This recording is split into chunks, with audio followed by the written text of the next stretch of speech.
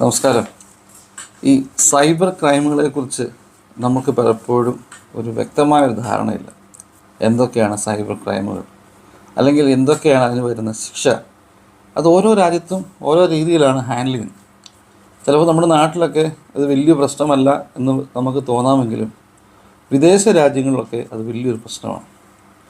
നമ്മൾ ഈ വിദേശ രാജ്യത്തേക്കൊക്കെ വന്നിട്ട് ജോലിയൊക്കെ കഴിഞ്ഞ് റെസ്റ്റൊക്കെ എടുക്കുന്ന സമയത്ത് അല്പസ്വല്പം മദ്യമൊക്കെ ഉപയോഗിക്കുന്നവരുണ്ട്. അതിപ്പോൾ മദ്യം കിട്ടാത്ത സ്ഥലങ്ങളിലാണ് ഏറ്റവും കൂടുതൽ മദ്യം കിട്ടുന്നത്. മദ്യമൊക്കെ ഉപയോഗിച്ച് കഴിയുമ്പോൾ ഈ സോഷ്യൽ മീഡിയയിലൊക്കെ കയറി കഴിഞ്ഞ് തോന്നിയ കമൻറ്റുകൾ ഇടാം എന്ന് കരുതരുത്.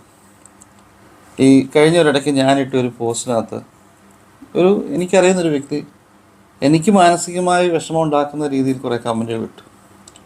അപ്പോൾ ഞാൻ മനസ്സിൽ കരുതി, എന്തിനാണ് ഇവനിങ്ങനെ ചെയ്യുന്നതെന്ന് കരുതി. എനിക്കൊരു വിഷമം ഉണ്ടായിരുന്നു. പക്ഷേ രാവിലെ ആയപ്പം ഈ കമൻറ്റുകളെല്ലാം അവൻ തന്നെ ഡിലീറ്റ്